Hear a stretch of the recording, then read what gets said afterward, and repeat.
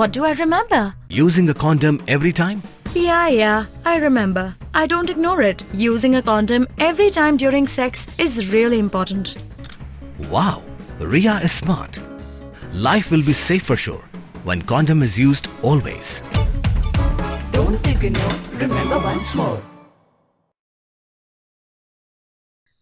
Commissioner and Secretary Ketenat Education Vijay Mantri haka arp kendai terik nailur ulale Iakynduh nonghikai ad hoc ki pynlong ka jingiakhih baklembu por hapok kalama jongka Federation of Ad Hoc School Teachers of Meghalaya fastom da ka basyong kelai mungor mentala shispa kendai puar kenta. Nakaliang kinonghikai kilarai ban beteng ka jingiakhih ka jongki tat hadu baka sorkar jela kan menjur ban pentrikam ki jingdawa jongki ban kentiu kerdan ki school ad hoc syaki deficit. Mantri ula kular yangi baun bishar bniah ki jingdawa jongka Federation ong publicity secretary ka fastom uba iji war.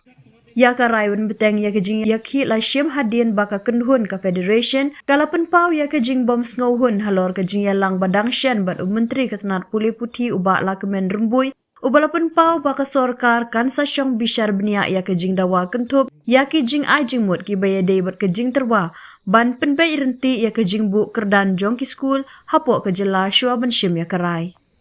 Katkum kajing penpau da Vice President ka fastom uba S Jungai la ong ba kajing terwa ban pentri kam ka Meghalaya Education Grant MEG ka dei ka badang syupen kre bat nakaliang kinonghikai ad hoc kimpat ngauti kena halor kajing pentri kam ka. Kum kinonghikai ad hoc ngimtip shisha lakin pentri kam ne ka MEG.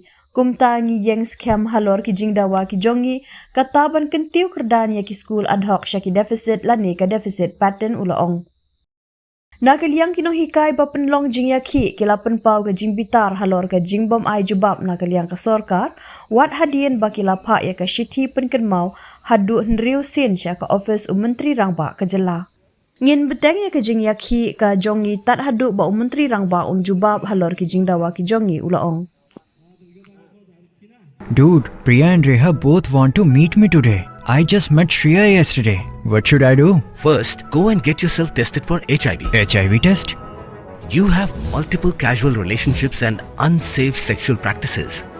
So it is important to get tested for HIV. You are scaring me, bro. I'm not trying to scare you. I'm trying to make you aware. Having sex with someone without a condom carries the risk of HIV. Why are you always ignoring this? Do I have to remind you every single time? And yes, you seriously need to change your behavior. Okay, fine. I'm not ignoring it. Sorry, Priya. Sorry, Reha. Today I am giving time to the HIV test, not to you guys. If your habits are like Rahul, HIV test is important for you.